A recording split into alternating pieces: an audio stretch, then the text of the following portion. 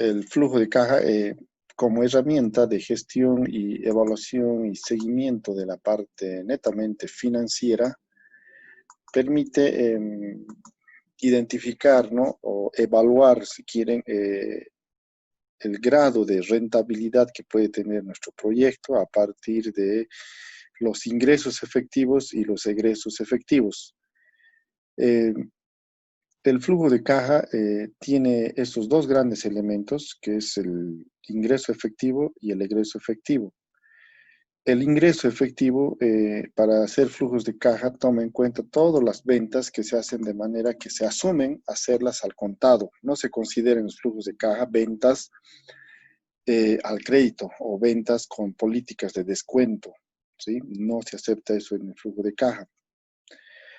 Y los egresos eh, también efectivos están vinculados básicamente a los procesos de producción o de funcionamiento del proyecto. Y estos procesos de producción o funcionamiento del proyecto van a generar costos. Estos costos pueden ser de acuerdo a su naturaleza. En estos casos, para proyectos industriales, se considera siempre el costo en función al volumen de producción.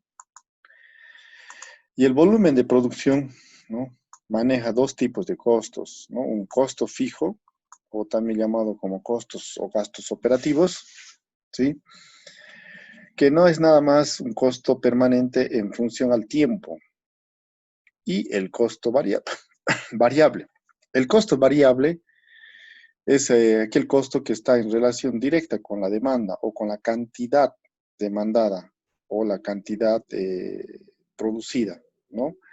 Entonces, esos son los dos costos que se determinan, ¿no? Y también algunos proyectos, sobre todo en el área de las construcciones, se trabaja con otro tipo de costos, que son los costos directos y los costos indirectos. Pueden hacer también esa clasificación de costos, ¿no? Porque uno observa en la gestión de costos, ¿no? Hay bastantes tipos de costos que se puede considerarlo, pero eso es lo que les menciono, ¿no? Los costos fijos, o también llamados costos indirectos, o los costos variables, también llamados costos directos, que son los que se utilizan más en este tipo de proyectos, ¿no? De inversión.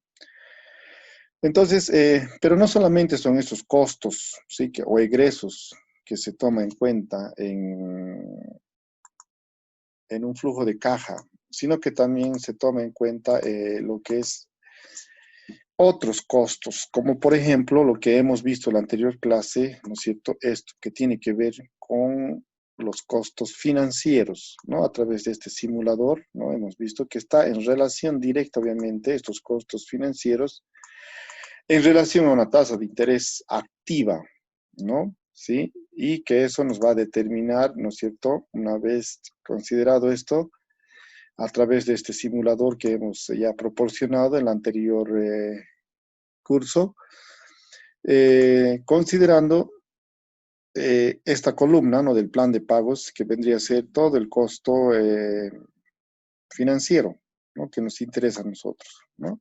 Bueno, este es un plan de pagos mensual. Lo que nos interesa a nosotros es un costo financiero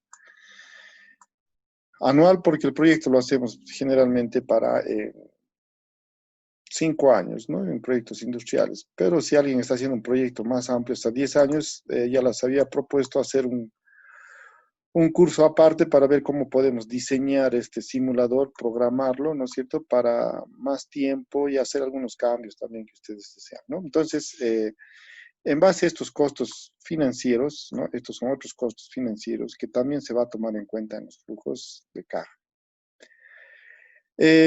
No solamente los costos financieros se toman en cuenta en un flujo de caja. En este caso, el costo financiero se va a tomar en cuenta siempre y cuando exista una deuda, ¿no? De una entidad financiera o una entidad comercial, en este caso, un proveedor de materiales o activos, ¿no?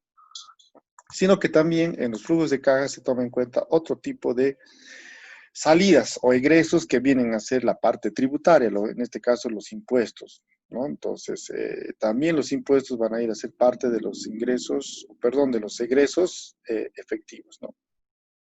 Entonces, nosotros vamos a tomar un impuesto de acuerdo a nuestra norma, ¿no es cierto?, un impuesto a las utilidades de las empresas, ¿no? Que eso nos va a permitir a estimar. Y podemos también hacer un flujo de caja si ustedes quieren trabajar un poco, ser más exquisitos en la parte tributaria, porque hay algunos proyectos que sí les exige bastante el tema tributario, ¿no? Para ver si conviene o no conviene o cuánto de impuestos vamos a pagar, etcétera, y ¿no? Sobre todo las empresas que trabajan en el régimen general, ¿no? ¿Sí?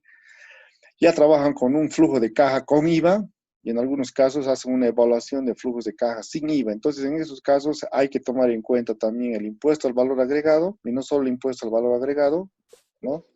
Sino que también el impuesto a las transacciones. Entonces, esos tienen que estar inmersos en un flujo de caja para ver un sistema de compensaciones, ¿sí? ¿Ya? Que lo podemos hacer. Ahora, el tema tributario, atiendan, yo les adelanto algo. El tema tributario, ustedes lo han de ver en la materia que es legislación tributaria, donde maneja muy bien todo este tipo de impuestos, ¿no es cierto? Entonces, más adelante, si ustedes desean, igual, si quieren otro curso aparte, podemos hacer ya en un proyecto con IVA y sin IVA. Por ahora lo que vamos a hacer es un proyecto directamente tomando el impuesto a las utilidades de las empresas, ¿ya? Pero si alguien quiere un poquito más aprender, quiere desarrollar o en tu proyecto quiere, me dice, programamos y en una clase podemos hacer un flujo de caja con IVA y otro flujo de caja sin IVA, ¿no? Para ver cuál es el resultado, ¿sí? Estaría bárbaro, licenciado, gracias. Ya, entonces, pero eso me confirma al final de la clase, ¿no? Ya, entonces, una vez que tenemos esa estructura, ¿no es cierto?, de los flujos de caja, ¿no es cierto? Hemos hablado de, aquí lo voy a hacer de manera general. Un flujo de caja está compuesto por ingresos efectivos, ¿no es cierto? Y también hemos dicho por egresos efectivos. Esos son los dos grandes componentes de un flujo de caja, ¿no? En los ingresos podemos hablar de ventas, valor residual y otros, pero en los egresos hay varios componentes que hemos ido nosotros mencionando. Entonces ahí hemos mencionado primero uno de los componentes que se trabajan en egresos son las inversiones, ¿no? Luego hemos hablado de los costos, ¿sí? Costos de producción. Dentro de los costos de producción, si quieren, hemos visto lo que es el costo, los costos fijos, ¿no? Y variables, ¿no? Pero también hemos hablado de lo que se llaman los costos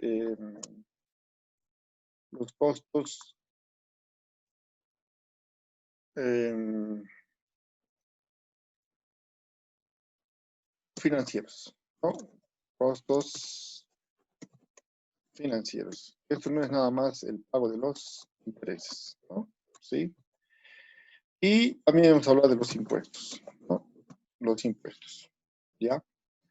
Dentro de los costos financieros aparece también lo que son las amortizaciones, ¿no? Entonces eso también hay que considerarlo, ¿no? Las amortizaciones.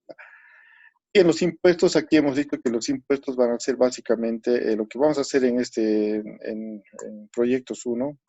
Y ya en proyecto 2 ya podemos un poquito trabajar con más especificación en cuanto a los tributos, ¿no? Con IVA,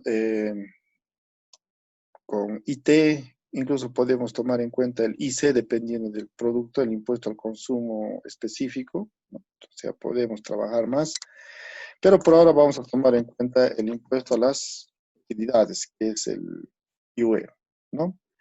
Entonces, una vez que nosotros tenemos estos totales, ¿no es cierto? Aquí tenemos el, el ingreso y los egresos, ¿no? En un flujo de caja, en una estructura. Entonces, recién vamos a tomar lo que es el flujo, ¿no? El flujo neto o el flujo de caja, que va a ser igual a los ingresos efectivos menos los egresos efectivos. Entonces, esta es una estructura muy general que estamos viendo y recordando nada más en qué consisten los flujos de caja, ¿no? Flujos de caja. De manera, esto es lo que les acabo de explicar, es un flujo de caja, ¿no es cierto?, de manera general, ¿sí? Entonces, con eso, esta explicación está concluida.